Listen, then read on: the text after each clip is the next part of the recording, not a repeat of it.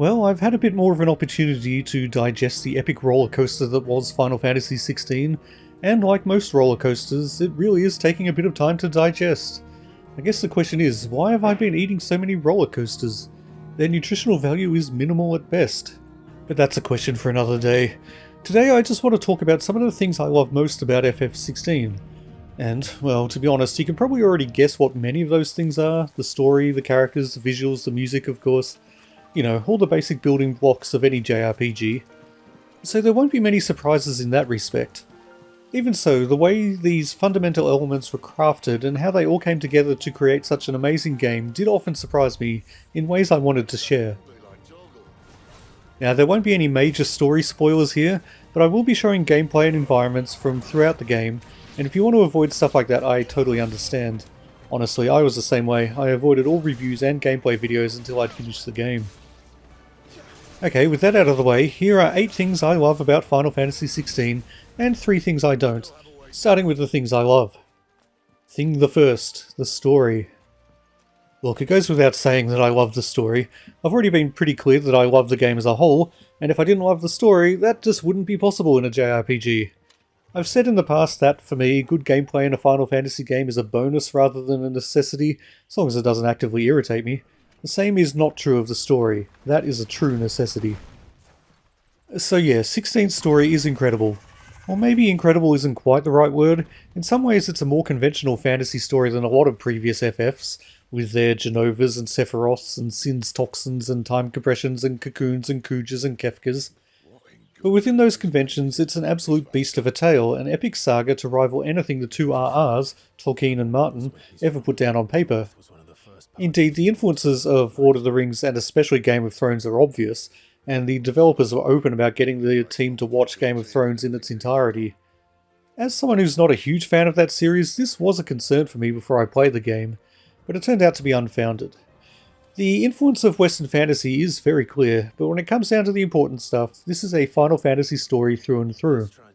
It's tough to talk about the story too much without straying into spoiler territory, so I'll just say it keeps up a breakneck pace while still having plenty of time for quieter, more reflective moments. It throws numerous charismatic villains at you, some of them sympathetic, some of them eminently hateable, a couple of them both of those things, and it builds to a huge crescendo. Well, that's not quite true either. It actually hits a huge crescendo about a third of the way through the game, and then somehow keeps building. And yet, through all the bombastic clamour of the narrative, there's a real heart and soul to the story as well, as with all the best FFs. And naturally, a lot of that is down to Thing the Second, the characters. But what matters is they're safe. Something they wouldn't be, had it not been for you, Gav. Just doing me job, like. So, what about his dominant? Gone. And after we were so close. Of course, the characters and the story kind of go hand in hand. But when I say I love the characters of Final Fantasy XVI, I'm talking about every element that makes them what they are. Not just their place in the narrative, how they affect it and how it affects them, but their dialogue, their voice performances, their visual design, their motion capture, even the way the camera frames them and moves around them. I talked in a previous video about Final Fantasy XII really being the first time I started to think of video game characters as actual performers rather than just digital assets, and 16 showcases those sort of virtual performances at their zenith. The voice actors really do deserve special praise. Ralph Ineson as Sid has already made quite a splash in the gaming world, although to me he'll always be the reprehensible Finchy from The Office. Well, you down there, love? Close to the bone but harmless, isn't it? Christ. Give me half hour with her, it'll be up to me nuts and guts. I also think Ben Starr as Clive deserves a huge amount of credit, although mainly I wanted to bring him up just to highlight what a genuinely awesome guy he seems to be based on some of the interviews and discussions I've seen with him. Seriously, check him out on the PlayStation Access podcast. His passion for both the role of Clive and Final Fantasy in general is great to see. I'll put a link to that in the description. One small negative point here, not anything worth putting in the things I don't love section, but I do think the lip syncing on the character models is not as good as it could have been. There was a bit of a controversy when it was announced that proper lip syncing would be done for the English dub only, and of course that's not a big deal to me personally, but the fact is that even with the English voices, the syncing really isn't that great. In fact, the general talking animations seem a little undercooked throughout the game, especially compared to how great the character animation is in every other respect. But that's just a minor issue. On the whole, every aspect of the characterizations is a great match for the world and the narrative that Clive and his friends and enemies find themselves in, and even the minor characters are fully formed and fleshed out in a good amount of detail. This cast won't perhaps achieve the truly iconic status of Cloud and his compadres, but I don't think they're far behind. Okay, thing the third, the visual design. Possibly my all-time favourite artworks related to Final Fantasy are those created by Kazuya Takahashi, used as loading screens in Final Fantasy XIV. Indeed, paintings by Takahashi have been my PC's desktop backgrounds for the last decade. Guess who one of the lead artists was on Final Fantasy XVI? That's right, Hiroshi Minagawa. Oh yeah, and Kazuya Takahashi. Minagawa, along with renowned artist Akihiko Yoshida, was responsible for the distinctive look of games like Final Fantasy Tactics, Vagrant Story, and Final Fantasy XII, and Takahashi, who has been described as Yoshida's artistic heir, was the lead character artist on 16. With this pedigree, it's no surprise that the visual style of the game is so strong. Those aforementioned games, Vagrant Story and FF Tactics and 12, had a distinctive style, more mature and more aligned with traditional Western fantasy than other Final Fantasy games, although still clearly Japanese in origin. As such, that style is a perfect fit for 16, and everything that made it great in its earlier incarnations has been dialed up and polished for a truly next-gen visual experience. And although visual design is not necessarily reliant on technology, it does have to be said that the power of the PS5 is being put to great use here. Final Fantasy has never looked this good. I do have to acknowledge that the performance mode is, well, not quite as performant as one might hope, with frame rates low enough that it often seems kind of pointless not to stick with the graphics mode. And as someone who really values a high frame rate, this is really the first time I've ever even considered not going with the performance mode when it's been available. And that's a shame. But it's a shame I can bear when the game looks this good. The environments are fantastic, especially the lush forest scenes, and there's a good amount of variety on display, from deserts to farmland to rocky cliffs, to imposing castles to dreary swamps. Again, it's all fairly traditional medieval stuff, but it all looks great. Creature designs are also on point, with plenty of Final Fantasy staples given a PS5 makeover. Malboros, behemoths, chocobos of course, even a Moogle or two, or one. Plus there are the icons, the colossal beings of immense power who bestride the battlefield like, colossal beings of immense power. Sorry, it's like 4 AM when I'm writing this and I'm fighting a losing battle in the struggle for synonyms. In any case, I'll have more to say about the icons in a later section. For now it's time to talk about another element, one that, in a way, goes hand in hand with the visual design. Thing the fourth, the music.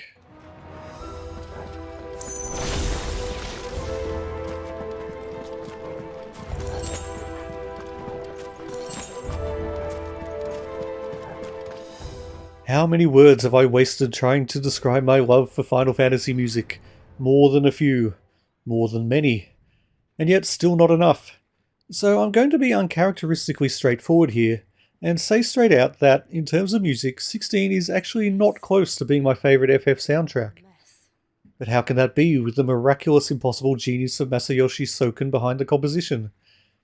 The thing is, like every other element of this game, the music is largely inspired by traditional Western fantasy, and that means a lot of bombastic orchestra, a lot of strings and woodwind and brass, and yes, that's all perfectly suited to the game, but it will never quite be entirely my jam, so to speak.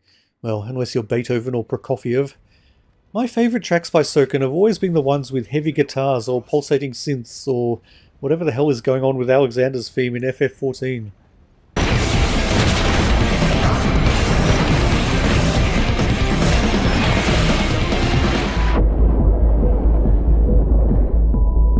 And there's not a lot of that happening in 16. There is some of it, true, and those tracks are absolutely my favourites. But most of the orchestral stuff is just not quite as memorable or awe-inspiring as the music in other FFs. So why is the music on my list of things I love about 16? Well, that's simply because even Final Fantasy music that doesn't rank amongst the best of the series is still absolutely flabbergastingly mind-meltingly awesome. Seriously, it's so good. Yeah, it's not going to be knocking One Winged Angel or Aerith theme off my playlist, but so what? The combat themes in particular are pulse-poundingly energetic and inspiring, and the boss themes, well, you need to hear them to believe them. But more important even than the quality of the music, high as it is the way it's been incorporated into the action. I saw a quote from Soken saying that he'd spent half of his time with 16 working on composition, and the other half working on fitting his creations into the game. And I can easily believe that. So much effort has gone into ensuring that every note, every crescendo, every rise and fall of every motif flows effortlessly along with what's happening on the screen. This is one game where, when the boss music kicks in, you know you're in for a hell of a time, and you'll be pressing those buttons all the harder because of what's pounding on your eardrums.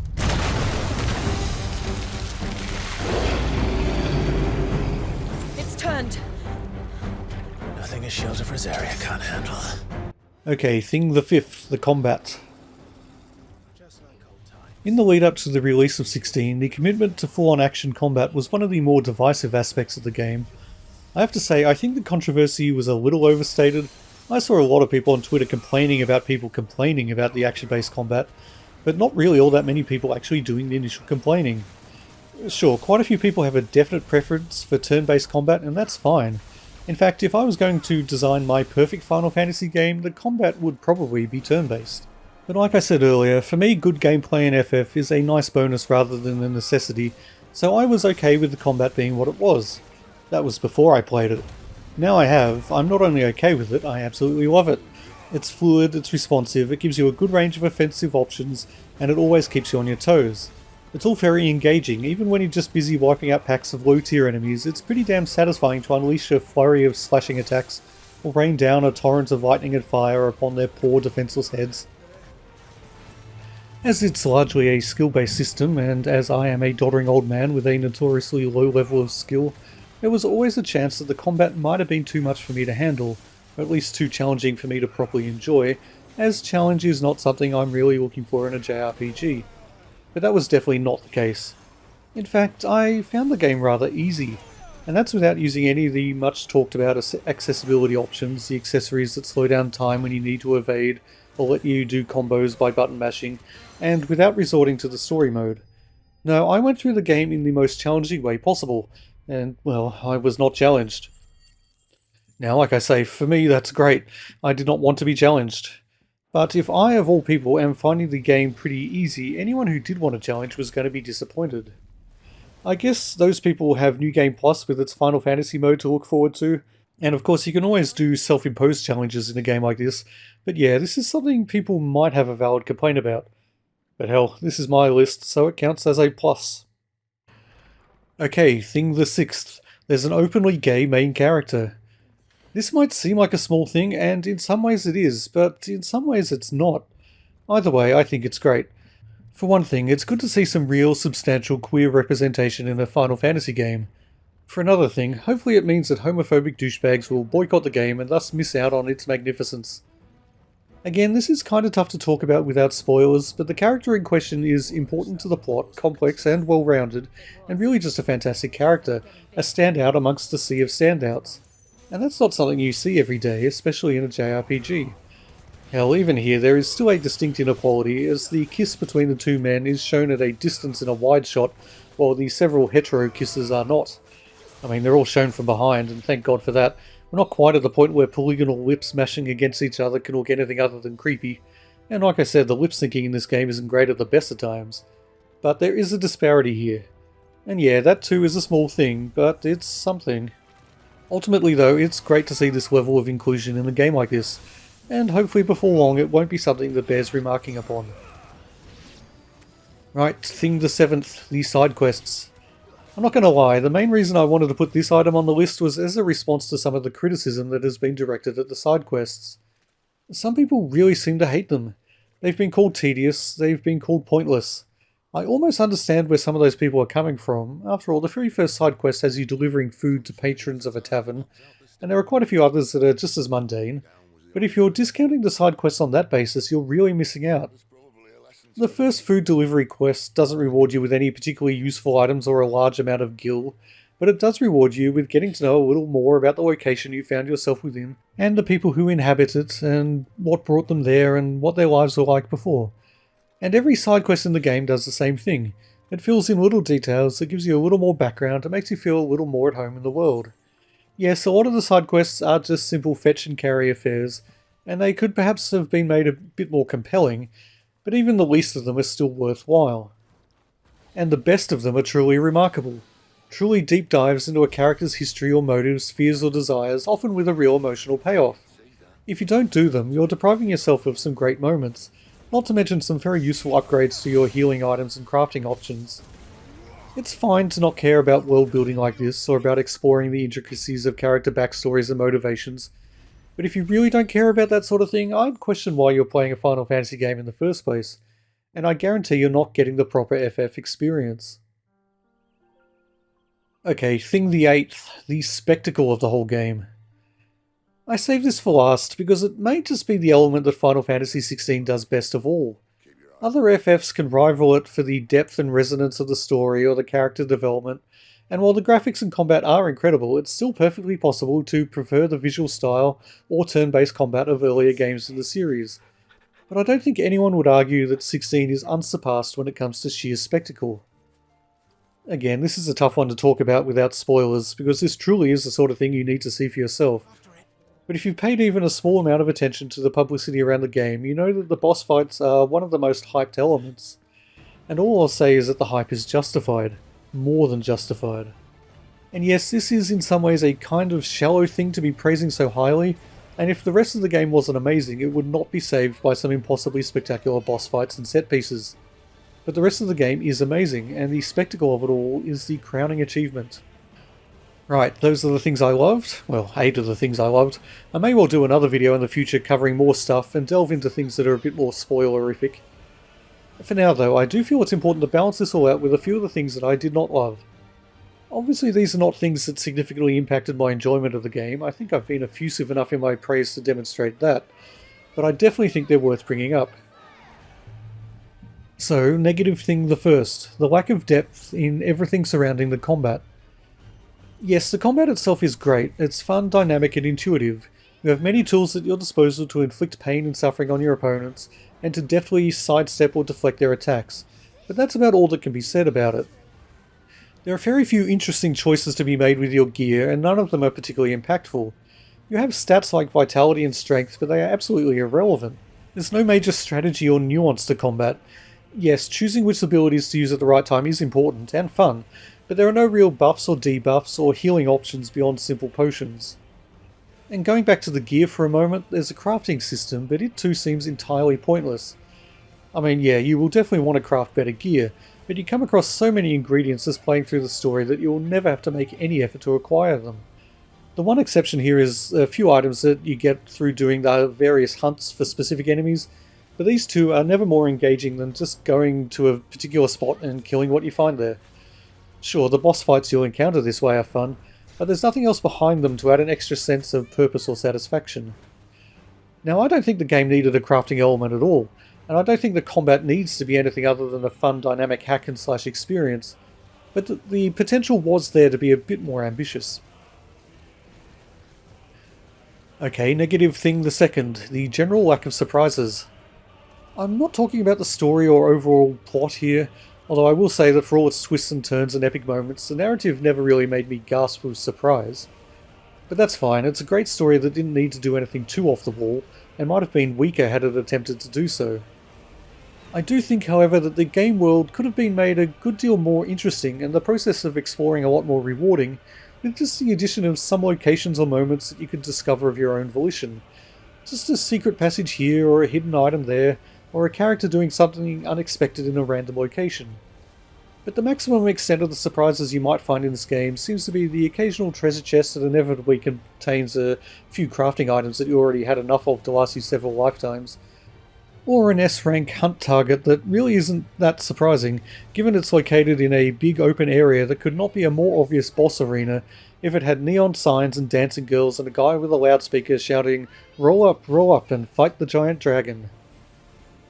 Every side quest is indicated with an icon above the quest giver's head, and they take you to locations clearly marked on your map. Occasionally the character development that takes place in those side quests is surprising, but there's never any true sense of discovery. I guess that's what it really comes down to, the lack of a sense of discovery at any point. And that's never been a huge thing in any FF games, but the best of them do have a lot of little quirks and Easter eggs, and little obscure flourishes to be found. If 16 has them though, well, they were definitely too well hidden. Right, final item on this list, negative thing the third. the overall tone and setting of the game. Actually, I can't even really call this a negative. It truly is just a personal preference. And yet, it is arguably the one thing that most significantly impacted my decision to place this game at 4th on my list of favourite Final Fantasies, rather than any higher. Of course, I feel kind of silly even saying that, since, like I said, that makes it easily one of my favourite games of all time. But the thing that 7 and 8 still have over 16, and the thing that makes me consider 10 to be almost even with it, is just how much I love the tone and setting of those games. I don't want to waste too much more time comparing FFs, but the chaotic steampunk world of 7, with the wildly exuberant tone of its story and characters, or the breezy school days feel of 8 contrasted with its militaristic overtones and angst-ridden melancholy, or the islands of 10 and its exotic cultures and customs, all of these just appeal to me more than the dark, mature, medieval tone and setting of 16. The problem with the game, and really this isn't a problem as such, it's more something I would consider a virtue in almost any other context, is its consistency. The tone is consistent from start to finish. The world is an incredibly well-realised and believable fantasy realm. All the characters behave exactly as they should given their situations. And that's all great, but it's great only in the ways you'd expect it to be great, which is a little disappointing. But only a very little. I hope I've made it clear that the positives massively overwhelm the negatives. Anyway, I think I've said enough about Final Fantasy XVI for now. Don't get me wrong, there's plenty more I could say. I'm currently doing a playthrough on Final Fantasy mode in New Game Plus, and I'm genuinely interested to see what I'll think about 16 once some more time has passed. So please look forward to my extensive retrospective of Final Fantasy XVI coming in mid-2035. Until then though, get off my lawn.